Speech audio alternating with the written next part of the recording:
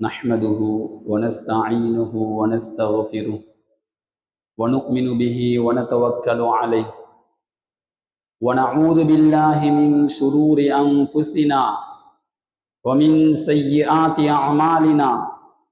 من يهده الله فلا مضل له ومن يضلله فلا هادي له، وأشهد أن لا إله إلا الله وحده لا شريك له، وأشهد أن سيدنا محمدا عبده ورسوله صلى الله تعالى عليه وعلى آله وصحبه وسلم تسليما كثيرا كثيرا. أما بعد، فيقول الله سبحانه وتعالى في كلامه العزيز: بسم الله الرحمن الرحيم. يا أيها الذين آمنوا هل أدلكم على تجارة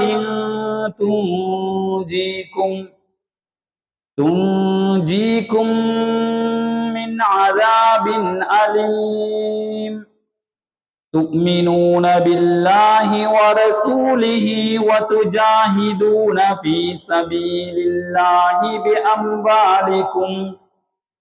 بأموالكم وأنفسكم، ذلكم خير لكم إن كنتم تعلمون. صدق الله العظيم. وعن أبي سعيد الخدري رضي الله تعالى عنه أنه قال: قال رسول الله صلى الله عليه وسلم: التاجر الصدوق الأمين مع النبيين والصديقين والشهداء. ரவாஹு திருமிதி. அளவற்ற அருளாளன் நிகரில்லாத அன்புடையவன் அல்லாஹ் ஜல்ல ஷஅனுஹு வ தஆலாவின் திருநாமம் கொண்டு ஆரம்பம் செய்கின்றேன்.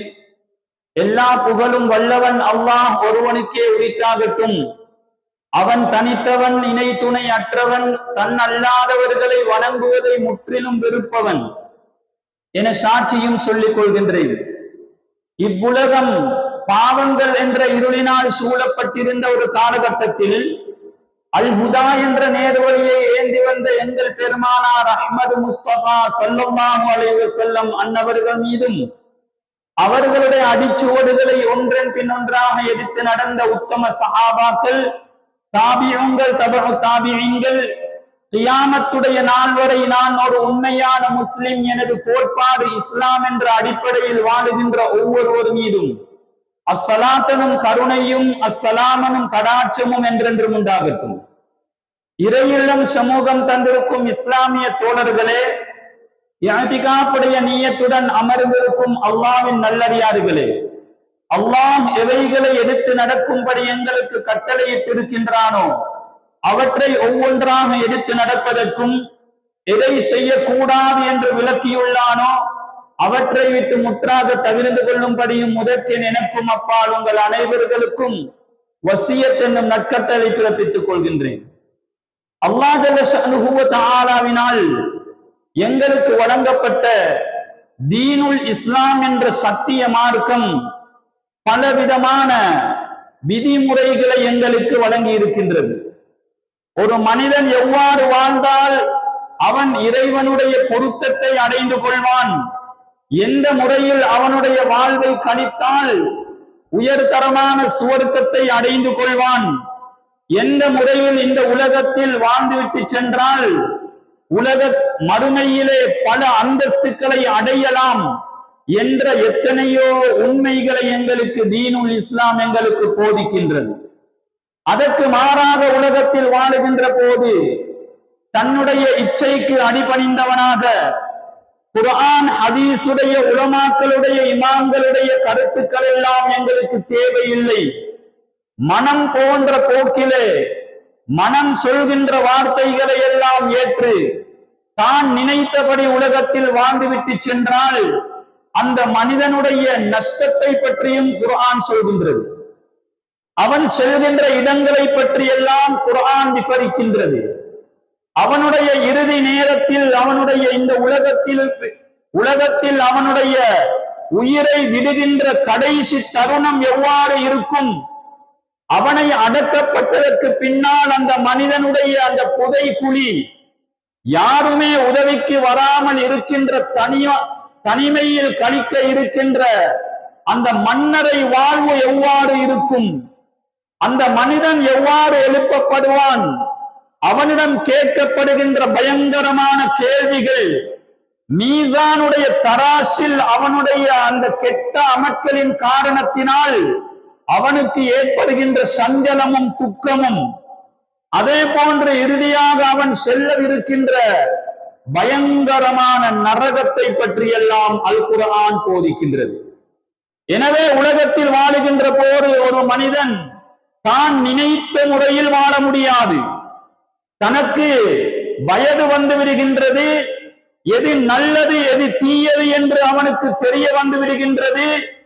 எதை செய்தால் அல்லாஹ் ஏற்றுக்கொள்வான், எதை செய்தால் அல்லாஹ் கோபித்து விடுவான், மார்க்கம் எதனை வரவேற்கின்றது, எதனை காரி துப்பி விடுகின்றது என்பதையெல்லாம் ஒரு மனிதன் புரிந்து கொள்கின்ற ஒரு நேரம் வந்தவுடன், அதாவது அவனுக்கு பருவ வயது எய்தி விடுகின்ற போது, இவன் எதை நல்லதென்று நினைக்கின்றானோ மார்க்க முறைப்படி அதனை செய்ய ஆரம்பிக்க வேண்டும். இஸ்லாம் சொல்கின்றது, நீ ஒரு மனிதனை பார்த்து இஸ்லாம் சொல்கின்றது 7 வயதானால் தொழுகின்ற பக்குவம் வந்துவிட வேண்டும். பெற்றோர் இதனை கவனிக்கின்றார்களா? 10 வயதானாலும் அந்த பிள்ளை தொழவில்லை என்றால் அந்த பிள்ளையை தண்டித்தாவது அடித்தாவது அந்த பிள்ளையை தொழ வைக்க வேண்டும். ஃபுகஹாக்கள் எழுதுகின்றார்கள், ஹதீஸிலே தொழுகையை பற்றி மாத்திரம்தான் இந்த விடயம் சொல்லப்பட்டிருந்தாலும் பரவான நோன்பை பிடிக்கின்ற விடயத்திலும் 7 வயதில் அந்த குழந்தைக்கு ஏவ வேண்டும். 10 வயதாகியும் ஒரு குழந்தை நோன்பு பிடிக்க மறுத்தால் அந்த குழந்தையை தண்டித்தாவது நோன்பை பிடிக்க வைக்க வேண்டும். இதர பரவான எல்லா வணக்கங்களும் இவ்வாறுதான் என்று உலமாக்கள் எழுதியிருக்கின்றார்கள். இதே தோரணையில் மனிதனுக்கு விதிக்கப்பட்ட எத்தனையோ விடயங்கள் இருக்கின்றன.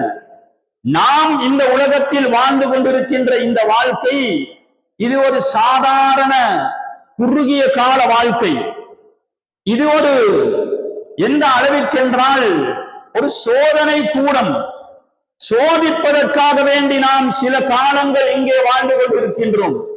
மறுமையை நோக்கி சென்று விட்டால், ஐயோ எனக்கு ஏற்பட்ட சஞ்சலமே, எனக்கு ஏற்பட்ட சோதனையே, எனக்கு ஏற்பட்ட நஷ்டமே என்று நாங்கள் வருந்த கூடாது என்பதற்காகத்தான் குர்ஆன் அடிக்கடி சட்ட திட்டங்களையும் ஒவ்வொரு அமல்களை பற்றியும் மறுமை வாழ்வை பற்றியும் இந்த உலகத்துடைய அற்பத்தை பற்றியும் கியாமத்துடைய பெருமதிகளை பற்றியும் அடிக்கடி எங்களுக்கு சொல்லிக் கொண்டிருக்கின்றது. எனவே இந்த சிறிய கால வாழ்க்கையில் நாம் பிரம்மாண்டமான நீரூடி கால வாழ்க்கையை நாங்கள் அநியாயம் செய்து கொள்ளக் கூடாது என்பதற்காகத்தான் இந்த ஒரு முறை எங்களுக்கு சொல்லித் தரப்பட்டிருக்கின்றது. எனவே உலகத்தில் வாழுகின்ற போது நாம் சாதாரணமாக செய்கின்ற ஒரு வியாபாரத்தை எடுத்துக்கொண்டால் கூட, யாராவது ஒருவர் பெரிய ஒரு அமௌண்ட், ஒரு கேபிட்டலை போட்டு கோடிக்கணக்கான ரூபாக்களை செலவு செய்து அந்த வியாபாரம் நஷ்டம் அடைய வேண்டும் என்று யாரும் விரும்புவதில்லை. இதே போன்றுதான் பல வருடங்கள் என்ற தங்கத்தை விட பெறுமதியான, மாணிக்கங்களை விட பெறுமதியான நேரம் எங்களுக்கு கொடுக்கப்பட்டு 50 வருடம் 60 வருடம் 70 வருடம் என்ற ஒரு கால எல்லை வரையறுக்கப்பட்டு எங்களுக்கு இந்த உலகத்திலே வாழ வைத்திருக்கின்றான் அந்த ரப்புல் ஆலமீன். இந்த நேரத்தை வீணாக்கி விட்டு செல்வது மிகவும் நஷ்டத்திற்குரிய ஒரு விடயம். குர்ஆனிலே அல்லாஹ் ஜல்ல ஷஅனுஹு வ தஆலா 2 விதமான வியாபாரங்களை பற்றி பேசுகின்றான். ஒரு வியாபாரம், அதில் லாபங்கள் ஏற்படலாம், நட்டங்கள் ஏற்படலாம். இலாபம் ஈட்டிக் கொள்பவர்களும் இருப்பார்கள், நஷ்டத்தை பெற்றுக் கொள்பவர்களும் இருப்பார்கள். அது சாதாரண ஒரு விவசாயியாக இருக்கட்டும், அவருடைய வயல் சில நேரங்களில் அமோகமாக விளைச்சலை கொடுக்கின்றது. ஆனால் சில வருடங்களில் வெள்ளங்கள் ஏற்படுகின்றன, மிருகங்களுடைய பாதிப்புகள், பூச்சி புழுக்களுடைய பாதிப்புகளினால் அவருடைய விவசாயம் பட்டு போய்விடுகின்றது. அவர் நஷ்டத்தை அடைகின்றார். ஒரு வியாபாரி, அது மாணிக்கக்கல் வியாபாரிகளாக இருக்கட்டும், தங்க வியாபாரிகளாக இருக்கட்டும், ஹலாலான எந்த ஒரு வியாபாரமாக இருந்தாலும் அதில் லாபமும் வருகின்றது, நட்டமும் வந்து விடுகின்றது. ஆனால் இது ஒரு முறையில் இஸ்லாத்தில் சொல்லப்பட்ட ஒரு அங்கீகரிக்கப்பட்ட வியாபாரம். இதுவல்ல உண்மையான வியாபாரம். அல்லாஹ் சூரா அஸ்-ஸஃப் என்ற அத்தியாயத்தில் இன்னும் ஒரு வியாபாரத்தை பற்றி பேசுகின்றான். அது என்ன வியாபாரம் என்றால் நஷ்டமே இல்லாத வியாபாரம். ஹல் அதுல்லுக்கும் அலா திஜாரத்தின் துஞ்சிக்கும் மின் அஸாபின் அலீம். ஈமான் கொண்ட நல்லடியார்களே, விசுவாசிகளே, உங்களுக்கு நான் அறிவித்து தரட்டுமா ஒரு வியாபாரத்தை பற்றி? அது நரக நெருப்பில் இருந்து உங்களை காப்பாற்றுகின்ற வியாபாரம். துமினூன பில்லாஹ், நீங்கள் ஈமான் கொள்ள வேண்டும். ஈமான் உள்ளவர்களாக இருந்தால் நரகத்துடைய விடுதலை கிடைக்கின்றது. முஃமின்கள் அனைவரும் சுவர்க்கத்திற்கு செல்பவர்களே. ஆனால் யாரெல்லாம் பாவம் செய்கின்றார்களோ, பாவங்கள் கரையும் வரை அவர்கள் நரகத்தில் வேதனை செய்யப்படுவார்கள். அதற்கு பின்பு அவர்கள் சுவர்க்கத்திலே போடப்படுவார்கள். பாவம் புரியாமல் உலகத்தில் வாழ்ந்தவர்கள் நேரடியாக மின்னல் வேகத்தில் சுவர்க்கத்திலே நுழைந்து கொள்வார்கள். ஈமான் என்பது சுவர்க்கத்திற்கு செல்கின்ற ஒரு சாதனமாக இருக்கின்றது என்பதனை இந்த வசனம் எங்களுக்கு சொல்கின்றது. அதாவது நஷ்டமே இல்லாத வியாபாரம். நாம் முஃமின்களாக இருக்கின்றோம். இன்று நாங்கள் சாதாரணமான ஒரு வியாபாரத்தை பற்றிய ஒரு சில விடயங்களை அவதானிப்போம். வியாபாரம் என்று சொல்லும் போது நபியுனா முஹம்மத் ஸல்லல்லாஹு அலைஹி வஸல்லம் அவர்கள் கூட அன்னை கதீஜா ரலியல்லாஹு அன்ஹா அவர்களுடைய பொருட்களை எடுத்து சென்று வியாபாரம் செய்திருக்கின்றார்கள். ஆகுமான முறையில் அந்த அன்னை கதீஜா ரலியல்லாஹு அன்ஹா அவர்கள் நபியை திருமணம் முடித்துக் கொள்வதற்கு கூட முக்கிய காரணமாக இருந்தது அவருடைய வியாபாரத்திலே இருந்த நேர்மையும் உண்மையும் தான். இதனால் தான் அந்த பெண் கவரப்பட்டார், திருமணம் முடித்தார்கள், பல குழந்தைகளை பெற்றெடுத்துக் கொண்டார்கள். இல்லற வாழ்வு இவ்வாறுதான் இருக்க வேண்டும் என்பதற்காக செம்ம சொப்பனமாக உலகத்தில் வாழ்ந்துவிட்டு சென்றார்கள் ஸல்லல்லாஹு அலைஹி வஸல்லம் அவர்கள். ஆரம்ப காலத்தில் வியாபாரம் செய்தார்கள். சையதுனா அபூபக்கர் சித்தீக் ரலியல்லாஹு அன்ஹு அவர்களுடைய வாழ்க்கையை எடுத்துக்கொண்டால் அவர் ஹிலாஃபத்துடைய காலத்தில் கூட ஒரு வியாபாரியாக இருந்திருக்கின்றார்.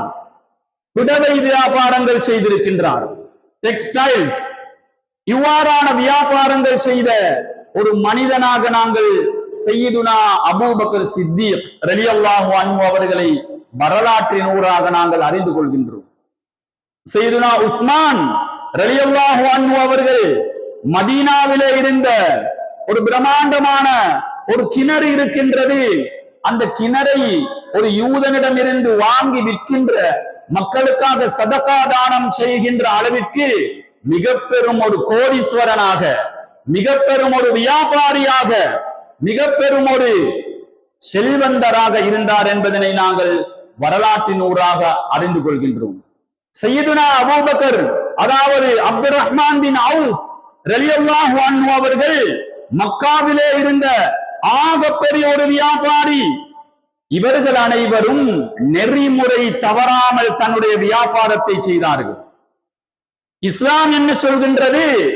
ஹராம் ஹலாலுடைய பேணுதலுடன், அல்லாஹ்வுடைய பொருத்தத்துடன், நபியுல்லாஹ்வுடைய வழிகாட்டலுடன் அந்த வியாபாரத்தை செய்தார்கள். அந்த வியாபாரத்தில் ஏமாற்றம் இருக்கவில்லை, அந்த வியாபாரத்தில் களவு இருக்கவில்லை, அந்த வியாபாரத்தில் யாரையும் புண்படுத்துகின்ற முறையில் எந்த ஒன்றும் இருக்கவில்லை, எந்த விதமான சுபகத்து கூட இருக்கவில்லை. அழகான முறையில் மற்றவர்களுக்கு உதாரணமாக முன்மாதிரியாக மற்றவர்களுடைய பொருட்களை அவர்கள் வாங்கும் போது அழகான முறையில் நிறுத்து வாங்குவது, அளந்து வாங்குவது, எல்லா முறைகளிலும் பேணுதலாக வியாபாரம் செய்து காட்டினார்கள். ஆனால் எங்களுடைய வியாபாரங்கள் இவ்வாறா இருக்கின்றது. அதிலே மிகவும் நாங்கள் யோசிக்க வேண்டிய ஒரு கட்டத்தில் இருந்து கொண்டிருக்கின்றோம். அந்நிய மக்களுடன் வியாபாரம் செய்து கொண்டிருக்கின்றோம். இலங்கையை பொறுத்தவரையில் 15% குறைவாக இருக்கின்ற முஸ்லிம்களுக்கு அல்லாஹ் செய்திருக்கின்ற ஆகப்பெரிய ஒரு அருள், அந்த அரேபிய வம்சாவளிகளினால் வந்த முஸ்லிம்கள் இன்று இலங்கையில் கொடிகட்டி பறந்து கொண்டிருக்கின்றார்கள். எத்தனை அந்நிய மதத்தவர்கள் இருந்தாலும் வியாபாரத்தில் முஸ்லிம்களை அடிக்க முடியாது. முஸ்லிம்களுடைய தந்திரோபாயங்களை அவர்களினால் கண்டுபிடிக்க முடியாது. எந்த பெரிய கடைகளை திறந்தாலும் முஸ்லிம்களுடைய வியாபார உத்திகளுடன் அவர்களுடைய வியாபாரங்கள் மலைக்கும் மடுவுக்கும் இடையில் உள்ள வித்தியாசத்தை போன்று அல்லாஹ் ஆக்கி வைத்திருக்கின்றான் என்றால், இந்த வியாபாரம் எங்களுடைய முன்னோர்கள் முறையாக செய்தார்கள், முறை தவறாமல் செய்தார்கள், ஹராம் ஹலாலுடைய பேணுதலுடன் செய்தார்கள். மற்றவர்களை வெட்டி வீழ்த்த வேண்டும் என்று செய்யவில்லை, மற்றவர்களை அதாவது நஷ்டப்படுத்த வேண்டும் என்று செய்யவில்லை, அதாவது ஏமாற்றம் செய்யவில்லை, பொய் சொல்லவில்லை. சாதாரண பிடவையை இது சாதாரண பிடவை என்று சொல்லிவிட்டார்கள்.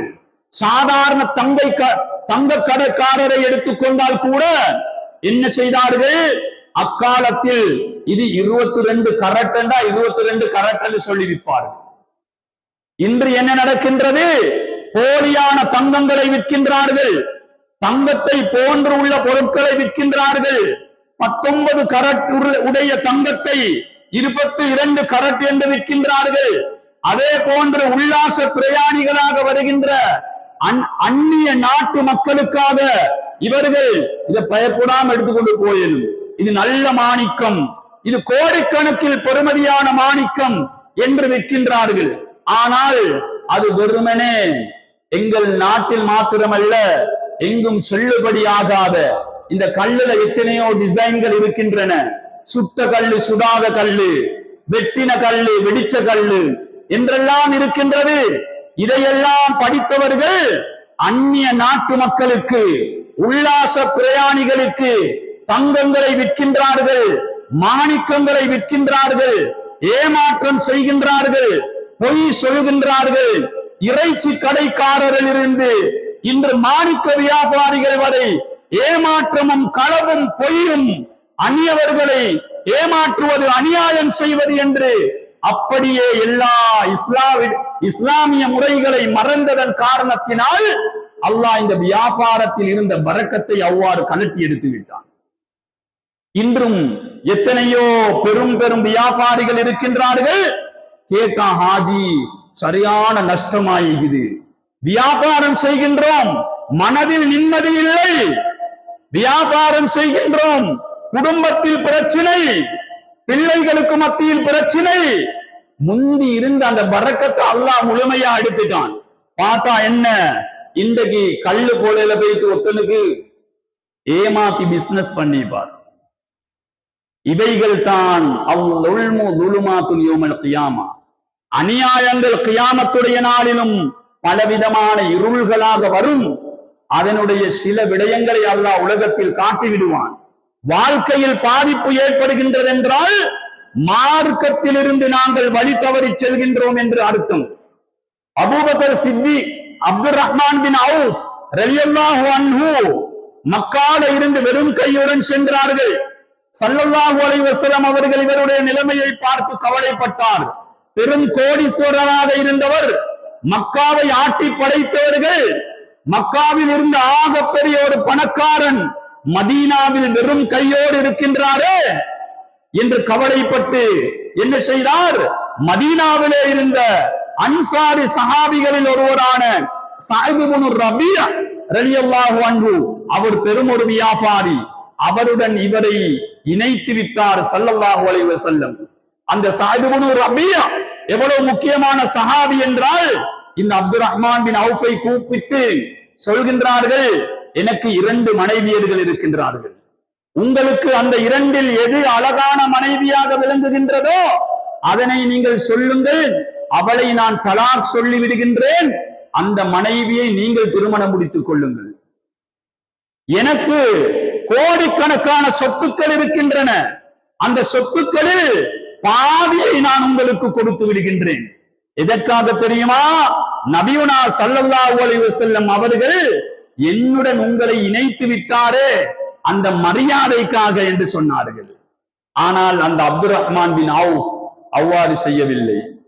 எனக்கு இந்த மதீனாவுடைய சிட்டியை காட்டித்தாருங்கள், இங்கு எவ்வாறு வியாபாரம் பண்ண வேண்டும், இங்கு எப்படியான முறையில் வியாபாரம் நடக்கின்றது, இந்த முறையை காட்டித்தாருங்கள், அல்லாஹ் உங்களுக்கு பரக்கத்து செய்யட்டும், நீங்கள் அதை மாத்திரம் செய்து தந்தால் நான் என்னுடைய வியாபாரத்தை முன்னெடுத்து செல்கின்றேன்.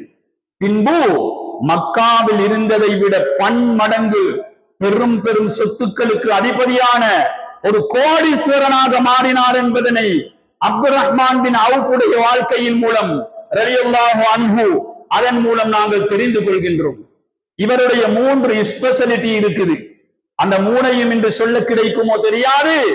முதலாவது விடயம், வரலாறிலே இந்த அப்துல் ரஹ்மான் பின் அவுஃபுக்கு ரலியல்லாஹு அன்ஹுக்கு அல்லாஹ் வழங்கி இருந்த ஒரு முக்கியமான முதல் அம்சம் என்ன தெரியுமா? இந்த அப்துல் ரஹ்மான் பின் அவுஃப் ரலியல்லாஹு அன்ஹு அவர்கள் மக்காவிலிருந்து வெறும் கையோடு வந்து மதீனாவிலும் அல்லாஹ் ரசூல் கூறிய முறைப்படி வியாபாரம் செய்ததனால் முதலாவது அல்லாஹ் என்ன செய்தான்? அந்த மதீனா வாசிகளுடைய மனதில் இவருடைய நல்லெண்ணங்களை போட்டு இவரை ஒரு உயர் அந்தஸ்துக்குரிய ஒரு மனிதனாக அல்லாஹ் மாற்றி காட்டினார். மதீனாவில் அதி சிறந்த ஒரு மனிதனாக அவருடைய இறுதி மூச்சு வரை அங்கே வாழ்ந்தார்கள். இன்றைய வியாபாரிகளை பாருங்கள், சிலர் என்ன செய்யறாங்க, அவருடைய கையில பார்த்தா 3-4 போன் இருக்குது, அந்த ஒவ்வொரு போனுக்குள்ள 2-3 சிம் இருக்குது, அப்படி பார்த்தா ஒரு 10 சிம் இப்படி வச்சு கொண்டிருக்கிறான். எதற்காக? இவர் ஒரு வியாபாரி, யாரையாவது கோல் வந்தா சில கோல் அட்டெண்ட் பண்ண மாட்டாரு, அவ்வளவு நியாயமான வியாபாரி இவர்.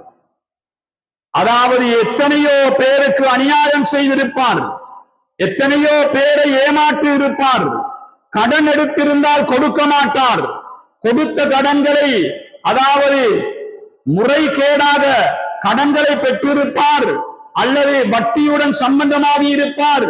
இவ்வாறான தவறுகளை மறைப்பதற்காக எத்தனையோ போன்களை கையடக்க தொலைபேசிகளை கையில் வைத்துக் கொண்டிருக்கின்றார்கள். அதாவது வேறு நேரத்துல வைஃபோட பேசுறதுக்கு அது வேற சிம், பள்ளி ஹசரத்தோட பேசுறதுக்கு வேற சிம், இன்னுமுள்ள நண்பர்களோட பேசுறதுக்கு இன்னொரு சிம். ஏன்?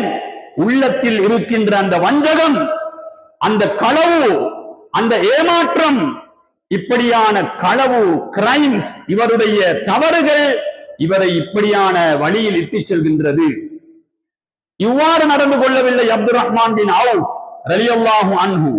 இரண்டாவது அல்லாஹ் இவருக்கு கொடுத்த இன்னும் ஒரு முக்கியமான கிஃப்ட் தான் நபியுனா ஸல்லல்லாஹு அலைஹி வஸல்லம் அவர்களுடைய மனைவியர்களில் ஒருவர் இதை பற்றி சொல்கின்றார். நபியுல்லாஹ் வஃபாத் ஆகின்ற தருணத்தில் இருக்கின்றார்கள். நாங்கள் அனைவர்களும் கவலையில் அழுது கொண்டிருக்கின்றோம். இந்த நேரத்தில் ஸல்லல்லாஹு அலைஹி வஸல்லம் அவர்களுடைய வாய் ஒரு விதமாக முணுமுணுத்துக் கொண்டிருக்கின்றது, எதையோ ஒன்றை சொல்லிக் கொண்டிருக்கின்றது. அவர்களுடைய அந்த வாயில் ஏதோ ஒன்று வருகின்றது. காதை வாய்க்கிட்ட கொண்டு போய் வைத்து பார்த்தால் இப்படி ஒரு வார்த்தையை ரசூலுல்லாஹ் சொல்லிக் கொண்டிருக்கிறான். நீங்க யாரும் கவலைப்படாதீர்கள், உங்கள் பொருளாதாரத்தில் எந்த ஒரு நெருக்கடியும் ஏற்படாது. சாதிகூன்கள் என்னுடைய மரணத்துக்கு பின்னால் உண்மையான முறையில் செயற்பட்டுக் கொண்டிருக்கின்ற சிலர் உங்களுக்கு வந்து உதவி செய்வார்கள் என்று ஸல்லல்லாஹு அலைஹி வஸல்லம் அவர்கள் சொன்னார்கள். வரலாற்றின் ஊடாக எங்களுக்கு அறிய முடியும், ஹயாத் சஹாபா சஹாபாக்களுடைய வாழ்க்கை வரலாறுகளை புரட்டி பாருங்கள். அப்துர் ரஹ்மான் பின் அவுஃப் ரலியல்லாஹு அன்ஹு என்ன செய்தார்கள் தெரியுமா? நபியுல்லாஹ்வுடைய வஃபாத்துக்கு பின்னால் உம்மஹாத்துல் முஃமினூன்களுடைய தாய்மார்கள், முஃமின்களுடைய தாய்மார்களான நபியுல்லாஹ்வுடைய மனைவிமார்கள் ஒவ்வொருவருடைய நஃபகாவுடைய விஷயத்திலும் அவர் கூடுதலான கவனம் செலுத்தி இருக்கின்றார். இந்த பாக்கியம் அந்த சஹாபிக்கு அல்லாஹு தஆலா வழங்கினான். காரணம், அவர் செய்த அந்த வியாபாரம் அது நேர்மையாக இருந்தது. இதனால் நபிமார்களுடைய மனைவிமாருக்கு, ஸல்லல்லாஹு அலைஹி வஸல்லம் அவர்களுடைய மனைவிமார்களுக்கு உதவி செய்கின்ற, நஃபகா கொடுக்கின்ற, சிலவீனம் செய்கின்ற பாக்கியத்தை அல்லாஹ் ஜல்ல ஷஅனுஹு வ தஆலா அந்த நபருக்கு, அப்துர் ரஹ்மான் பின் அவுஃபுக்கு அல்லாஹ் ஜல்ல ஷஅனுஹு வ தஆலா வழங்கி இருந்தான். இதே போன்று இன்னும் ஒரு சந்தர்ப்பத்தில் ஸல்லல்லாஹு அலைஹி வஸல்லம் அவர்கள் சொன்னார்கள், நிஅமல் மாலு சாலிஹ், அதாவது இந்த ரஜுலி சாலிஹ், பணம் என்பது, சாலிஹான பணம் என்பது சாலிஹான மனிதர்களிடம் இருக்க வேண்டும். இதை எங்களுக்கு உலகத்தில் பார்க்கலாம். உதாரணமாக ஒரு கோடீஸ்வரன் இருக்கின்றான். என்ன நடக்கின்றது? ஊரிலே ஒரு மியூசிக் குரூப் வைக்க போறாங்க, ஹராத்த வச்சு கொண்டாட போறாங்க, மார்க்கத்துக்கு முரணான ஒரு காரியம் நடக்க போகின்றது. எல்லாரும் சேர்ந்து அந்த கோடீஸ்வரனிடம் சென்று, நாங்க இப்படி ஒரு பெரிய ஒரு ஏற்பாடு செய்ய இருக்கின்றோம் என்று சொன்னால் தாராளமாக செலவு செய்யுங்கள், உங்களுக்கு எவ்வளவு தேவை, எவ்வளவு பணம் வேண்டுமானாலும் கேட்டுக்கொள்ளுங்கள் என்று ஒருவர் பணத்தை கொடுக்கின்றார் என்றால், இந்த பணம் சாலிகான பணமும் அல்ல, இந்த மனிதன் சாலிகான மனிதனும் அல்ல. ஆனால் உஸ்மான் ரலியல்லாஹு அன்ஹு அவர்களுக்கு அல்லாஹ் சொத்துக்களை கொடுத்திருந்தான். ஒரு கிணற்றை வாங்கி போட்டார்கள் முஸ்லிம்களுக்காக. அந்த பணம் சாலிகான பணம், அந்த கிணறு சாலிகான கிணம். அந்த செலவு செய்த உஸ்மான் ரலியல்லாஹு அன்ஹு ஒரு சாலிகான மனிதன். எனவே ஊரில் இருக்கக்கூடிய தனவந்தர்களும் வியாபாரிகள் என்ன செய்ய வேண்டும்? நாங்கள் சாலிகானவர்கள் என்பது எங்களிடம் இருக்கின்ற சொத்துக்கள் எங்களுக்கு அடையாளமாக காட்ட வேண்டும். எங்கள் சொத்துக்கள் ஹலாலான முறையில் செலவழிக்கப்பட்டால் நாங்கள் சாலிகான மனிதர்கள் என்பது அதனூடாக அடையாளப்படுத்தப்படுகின்றது. இந்த விடயத்திலும் அப்துர் ரஹ்மான் பின் அவுஃப் ரலியல்லாஹு அன்ஹு அவர்கள் வெற்றி பெற்றுக் கொண்டார்கள். என்ன செய்தார்கள் என்றால், பலவிதமான தீனுடைய தேவைகளுக்காக இவர்களுடைய பணங்கள் செலவழிக்கப்பட்டன. அக்காலத்தில் குஃபார்களுடன் செய்யப்படுகின்ற யுத்தங்களுக்கான குதிரைகளை வாங்கி கொடுப்பார்கள், யுத்த ஆயுதங்களை வாங்கி கொடுத்தார்கள், அல்லாஹ்வின் பாதையில் செலவு செய்தார்கள், ஏழை எளியவர்களை தேடி உதவி செய்தார்கள். இந்த எல்லா பட்டியலிலும் அப்துர் ரஹ்மான் பின் அவுஃப் ரலியல்லாஹு அன்ஹு அவர்களுடைய பெயர் இடம் பெற்றிருக்கின்றது. இந்த மூன்று விதமான தன்மைகளின் மூலமும் இந்த சஹாபியை அல்லாஹ் ஜல்ல ஷஅனுஹு வ தஆலா இந்த உலகத்தில் கண்ணியப்படுத்தி இருக்கின்றார். சுஹைபு ரூமி என்ற ஒரு முக்கியமான சஹாபி ரலியல்லாஹு அன்ஹு, இவர் மக்காவிலே இருந்த போது, இவர் ரூமி என்று சொல்வதற்கு உலமாக்கள் பலவிதமான கருத்துக்களை சொல்கின்றார்கள். ரோம் தேசத்தில் இருந்து வந்தவர் என்பதனால் இவரை ரூமி என்று சொல்கின்றார்கள். அதாவது ரோம் தேசத்தில் உள்ளவர்களுக்கு ரோமர்கள் என்று தமிழில் சொல்வதை போல அரேபியில் ரூமி என்று சொல்வார்கள். இதன் அடிப்படையில் சுஹைப் ரலியல்லாஹு அன்ஹு அவர்களுக்கும் ரூமி என்று சொல்லப்படுகின்றது. இவர் மக்காவில் வசதி வாய்ப்புடன் இருந்த ஒரு மனிதன். என்ன செய்தார்? ஸல்லல்லாஹு அலைஹி வஸல்லம் மதீனாவுக்கு ஹிஜ்ரத் சென்று விடுங்கள் என்று கட்டளையிட்ட போது இவரும் மதீனாவுக்கு செல்ல ஆரம்பித்தான். மக்கா குறைஷி காபிர்கள் என்ன சொன்னார்கள் தெரியுமா? உங்களை மக்காவிலிருந்து வெளியேற விடமாட்டோம் என்று அவரை பிடிக்க பார்த்தார்கள், அவரை அடக்கி வைக்க பார்த்தார்கள். ஆனால் அவர் என்ன சொன்னார் தெரியுமா? என்னுடைய இந்த சொத்து செல்வங்களை, இந்த சொத்து செல்வங்களுக்காக நான் இந்த மண்ணில் நிற்பேன் என்று நீங்கள் நினைக்கின்றீர்களா என்று சொல்லிவிட்டு எல்லாவற்றையும் தூக்கி எறிந்துவிட்டு என்னை நீங்கள் விட்டு விடுங்கள், என்னுடைய எல்லா சொத்துக்களையும் நீங்கள் எடுத்துக் கொள்ளுங்கள் என்ற முறையில் அனைத்தையும் துறந்து அவருடைய வியாபாரத்தில் இருந்த எல்லா விதமான சொத்துக்களையும் விட்டுவிட்டு அவர் மதீனா நகரை சென்றடைந்தார்கள். தன்னுடைய சொத்துக்கள் தீனுக்காக வேண்டி இருக்க வேண்டும் என்று நினைத்தார்கள், இஸ்லாத்திற்காக மார்க்கத்திற்காக என்று நினைத்தார்கள். இன்று அவ்வாறல்ல, சாதாரண ஒரு விடயத்திற்காகவே இந்த மார்க்கத்தை விட்டுக் கொடுக்கின்றவர்கள் இருக்கின்றார்கள். சாதாரண தேவைகளுக்காக சிறிய சிறிய காரணங்களை காட்டி மார்க்க விடயங்களை குழி தோண்டி புதைக்கின்றவர்கள் எத்தனையோ நபர்கள் இருந்திருக்கின்ற நேரத்தில் இந்த சுஹைபுர் ரூமியுடைய இந்த சம்பவம் எங்களுக்கு ஒரு பெரும் ஒரு எடுத்துக்காட்டு என்பதனை நாங்கள் விளங்கிக் கொள்ள வேண்டும். சையதுனா அபூபக்கர் சித்தீக் ரலியல்லாஹு அன்ஹு அவர்களுக்கு ஒரு மகன் இருந்தார். பத்ர் யுத்தத்துடைய நேரத்தில் அந்த மகன் இஸ்லாத்தை ஏற்றிருக்கவில்லை, பின்பும் இஸ்லாத்தை தழுவினாரா என்பது சரியான குறிப்புகள் கிடையாது. இப்போது பத்ர் யுத்தம் நடந்து கொண்டிருக்கின்றது. சையதுனா அபூபக்கர் சித்தீக் ரலியல்லாஹு அன்ஹு அவர்கள் தன்னுடைய தான் பெற்ற மகன் அவனை நேரடியாக சந்திக்கின்றார்கள். என்ன சொன்னார்கள் தெரியுமா? அல்லாஹ்வின் பகைவனே, மக்காவில் நான் விட்டு வந்த என்னுடைய சொத்துக்களை எல்லாம் நீ என்ன செய்தாய் என்று சொல்லி அந்த இடத்தில் வீர தீரத்துடன் மகனிடம் கேள்வி எழுப்புகின்றார்கள். அவன் புன்புருவல் பூத்துவிட்டு, என்னுடைய தந்தையே, இஸ்லாத்திற்கும் முஹம்மதுடைய மார்க்கத்திற்கும் எதிராக வாள்களை தயாரிப்பதற்காக உங்களுடைய சொத்துக்களை நான் எல்லாவற்றையும் செலவு செய்கிறேன் என்று சொன்னான்.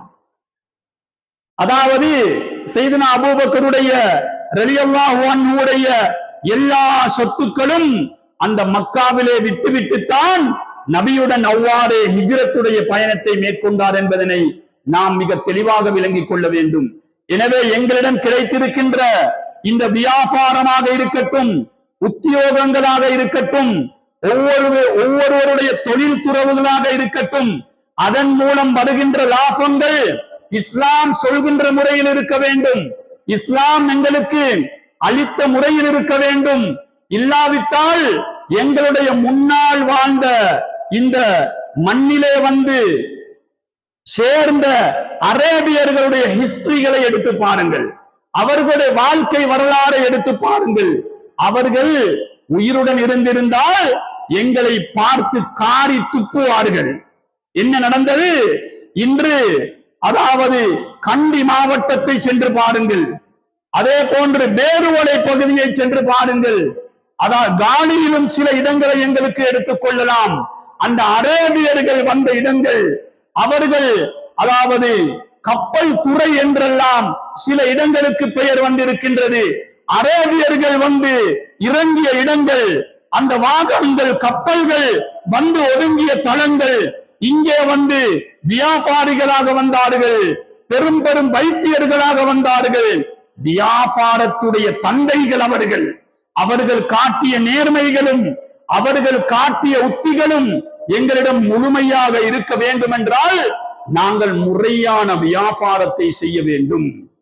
ஒரே ஒரு விடயத்தை சொல்லி இதனை முடிப்பதற்கு முயற்சி செய்கின்றேன். அதாவது வங்கிகளுடன் தொடர்பாகின்ற எங்கள் முஸ்லிம் வியாபாரிகளுக்கு இது ஒரு முக்கியமான ஒரு விடயமாக இருக்கும் என்று நினைக்கின்றேன். இன்று இஸ்லாமிய முறையில் எத்தனையோ முறைகள் இன்று வங்கி என்ற முறையில் வந்திருக்கின்றன. இதில் 100க்கு 100 இதுதான் சரி, இதுதான் பிழை என்று யாராலும் கணிக்க முடியாத அளவிற்கு வியாபார நோக்கத்தில் கூட இன்று வங்கிகள் இயங்கிக் கொண்டுதான் இருக்கின்றது. சாதாரண வங்கிகளில் கூட இஸ்லாமிக் யூனிட் என்று ஒன்றை ஆரம்பித்திருக்கின்றார்கள். அதற்கும் யாரோ ஒரு சாதாரண மார்க்க அறிவு உள்ள யாரோ ஒருவரை தொடர்பு படுத்திக் கொண்டுதான் இருக்கின்றார்கள். என்ன சொல்ல வருகின்றோம் என்றால், எங்களுடைய வியாபாரங்களை வங்கிகளுடன் தொடர்பு படுத்தாமல் செய்ய முடியுமானால் இதுவே மிகவும் சிறந்த வியாபாரம். 100க்கு 99% இதுதான் சிறந்த வியாபாரம். ஆனால் வங்கிகளுடன் தொடர்பு படத்தான் வேண்டும், வங்கிகள் இல்லாமல் செய்ய முடியாது என்ற கட்டங்கள் வந்தால் தகுதியான தக்குவா உள்ள எங்களுக்கு நேர்மையாக விளங்குகின்ற, எங்கள் மனதிற்கு நேர்மையானவர், தக்குவா உள்ளவர், மார்க்க ஞானம் உள்ளவர் என்று விளங்குகின்ற உலமாக்களை அணுகி உங்கள் வியாபாரங்களை பற்றி நீங்கள் கதைத்து அதற்குரிய தீர்வுகளை பெற்றுக் கொள்ளுங்கள். இன்று மார்க்கம் என்ற பெயரில் எத்தனையோ அட்டூழியங்கள், மார்க்கம் என்ற பெயரில் இன்று மார்க்கம் குழி தோண்டி புதைக்கப்பட்டுக் கொண்டிருக்கின்ற ஒரு காலம் என்பதனால் ஹராம்கள் ஹலாலுடைய பெயரில் வந்து கொண்டிருக்கின்றன. எனவே நாங்கள் மிகவும் கவனமாக ஜாக்கிரதையாக இருக்க வேண்டிய ஒரு காலகட்டத்தில் இருந்து கொண்டிருக்கின்றோம். விசேடமாக இந்த தலைப்பு எடுக்கப்பட்டதற்கு காரணம், வியாபாரம் மிகவும் அதிகமாக நடைபெறுகின்ற ஒரு மாதம் என்பதனால் ஒரு சில விடயங்களை இன்று நான் உங்களுக்கு சொல்லி இருக்கின்றேன். ஏராளமான விடயங்கள் உள்ளன. வட்டியில் இருந்து எவ்வாறு தவிர்ந்து கொள்வது, ஹராத்தில் இருந்து எவ்வாறு தவிர்ந்து கொள்வது, வியாபாரத்தை அழகான முறையில் பரக்கத்துள்ளதாக எப்படி மாற்றிக்கொள்வது என்ற பல விடயங்கள் இவைகளுக்குள்ளே உள்ளடங்கி இருக்கின்றன. எனவே ஒவ்வொரு விடயத்தையும் நாங்கள் தெளிவாக விளங்கி இதனுடைய முறைகளை பேணி நல்ல வியாபாரிகளாக, அல்லாஹ் நேசிக்கின்ற வியாபாரிகளாக, ஸல்லல்லாஹு அலைஹி வஸல்லம் காட்டிய வியாபாரம் செய்பவர்களாக ஆகுவதற்கு வல்லவன் அல்லாஹ் நம் அனைவர்களுக்கும் அருள் பாலிப்பானாக. யா அல்லாஹ், எங்களுடைய பாவங்களை மன்னித்து விடுவாயாக, எங்கள் குறைகளை மறைத்து விடுவாயாக, எங்களுடைய நோய்களை குணப்படுத்துவாயாக, கெட்ட மரணங்களை விட்டும் எங்களை பாதுகாத்து விடுவாயாக, எங்கள் சிறார்களுக்கு நீ உதவி செய்து விடுவாயாக, அவர்களுடைய கல்வியை மேம்படுத்தி விடுவாயாக. யா அல்லாஹ், வியாபாரத்தில் பரக்கத்தை செய்வாயாக, விவசாயத்தில் செழிப்பை ஏற்படுத்துவாயாக, ஹராம் ஹலாலுடைய கொடுக்கல் வாங்கலுடைய முறைகளை கற்றுத் தருவாயாக. யா அல்லாஹ், கெட்ட எல்லா விதமான நோய்களை விட்டும் எங்களை பாதுகாத்து விடுவாயாக. யா அல்லாஹ் ரப்பே ரஹ்மானே, இன்று முழு உலகிலும் மக்கள் அவதிப்பட்டுக் கொண்டிருக்கின்றார்கள். யா அல்லாஹ், இஸ்லாத்திற்கும் முஸ்லிம்களுக்கும் நீ உதவி செய்து விடுவாயாக, முஸ்லிம்களுடைய கைகளை மேலோங்க செய்து விடுவாயாக, ஃபித்னாக்கள் அனைத்தை விட்டும் எங்களை பாதுகாத்து விடுவாயாக. முஸ்லிம்களுக்கு யா அல்லாஹ் எல்லா இடத்திலும் மறைமுகமான உன்னுடைய உதவிகளை வழங்கி விடுவாயாக. மண்ணறைகளில் வாழ்ந்து கொண்டிருக்கின்றவர்களுடைய பாவங்களை மன்னிப்பாயாக, கேள்வி கணக்கை இலேசாக்குவாயாக, கபரை சுவனத்தின் பூஞ்சோலையாக மாற்றுவாயாக, மறுமை வாழ்வை எங்களுக்கு நீ நல்லதாக்குவாயாக. உயர்தரமான சுவர்க்கமாம் ஜன்னத்துல் ஃபிர்தௌஸில் நம் அனைவரையும் குடியிருத்தாட்டுவாயாக. வஆகிரு தஅவானா அல்ஹம்துலில்லாஹி ரப்பில் ஆலமீன். அல்ஹம்துலில்லாஹ் அல்லதி ஹதானா லிஹாதா வமா குன்னா லினஹ்ததிய லௌலா அன் ஹதானல்லாஹ். வஸ்ஸலாத்து வஸ்ஸலாமு அலா ரசூலில்லாஹ் முஹம்மது இப்னு அப்துல்லாஹ் வ அலா ஆலிஹி ஹிஸ்பில்லாஹ். அம்மா பஅத். அல்லாஹும்ம ஸல்லி அலா சய்யிதினா முஹம்மத் வ அலா ஆலி முஹம்மத். அய்யுல் இஹ்வானி ஃபில்லாஹ் இத்தகுல்லாஹ் فإن اتقاه تعالى هو الكنز العظيم والحرز الجسيم. من تمسك به فقد فاز بالربح العظيم ومن ضيعه فقد خاب وكان من الخاسرين. وعليكم بالإحسان فإن الله يحب المحسنين. ومن أصدق من الله حديثا. وعليكم بالقول السديد فإن الله يصلح لكم أعمالكم ويغفر لكم ذنوبكم ومن يطع الله ورسوله فقد فاز فوزا عظيما. ومن أصدق من الله قيلا إن أحسن الكلام وأبين النظام كلام ربنا السلام. وقال الله عز وجل وهو أصدق القائلين بسم الله الرحمن الرحيم. يا أيها الذين آمنوا هل أدلكم على تجارة تنجيكم من عذاب أليم. صدق الله العظيم. بارك الله لنا ولكم بالقرآن العظيم ونفعنا وإياكم بالآيات وذكر الحكيم. آمركم بما أمركم الله من طاعته فأطيعوه وأنهاكم بما نهاكم الله وعن معصيته فلا تعصون. واستغفر الله العظيم لي ولكم ولجميع المسلمين والمؤمنين أجمعين واستغفروه إنه كان غفارا.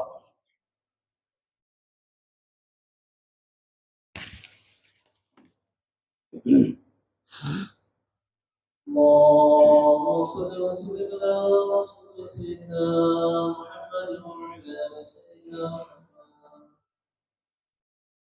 الحمد لله الذي أرشدنا إلى صراط مستقيم والذي أنعم علينا بدينه التقويم.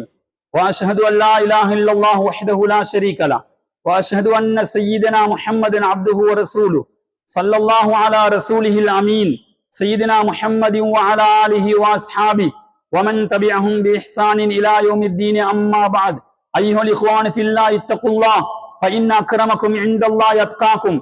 إن الله أعطانا العقل وأمرنا بالتفكير به في خلقه، وقد جعل الله ليلا ونهارا وكل منهما يجري على تدبيره وتقديره.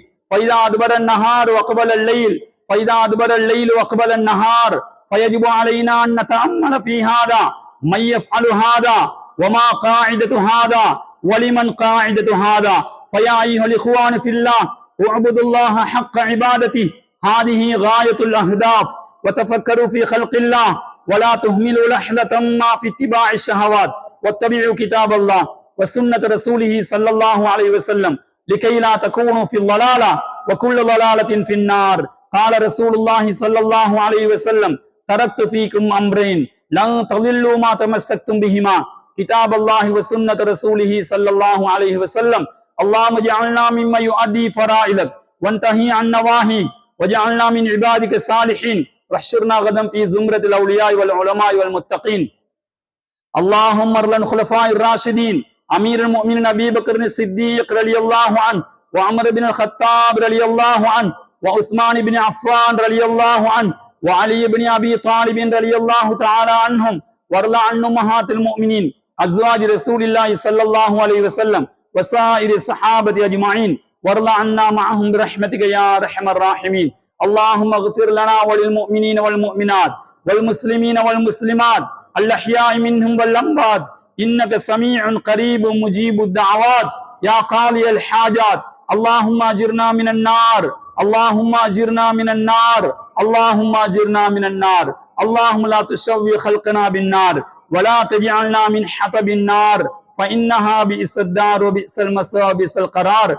ربنا اغفر لنا ولإخواننا الذين سبقونا بالإيمان ولا تجعل في قلوبنا غلا للذين آمنوا ربنا إنك رؤوف رحيم. إن الله يأمر بالعدل والإحسان وإيتاء ذي القربى وينهى عن الفحشاء والمنكر والبغي يعظكم لعلكم تذكرون. اذكروا الله الجليل الجبار يذكركم واشكروه يزدكم ويهدكم ولذكر الله أكبر والله أعلم.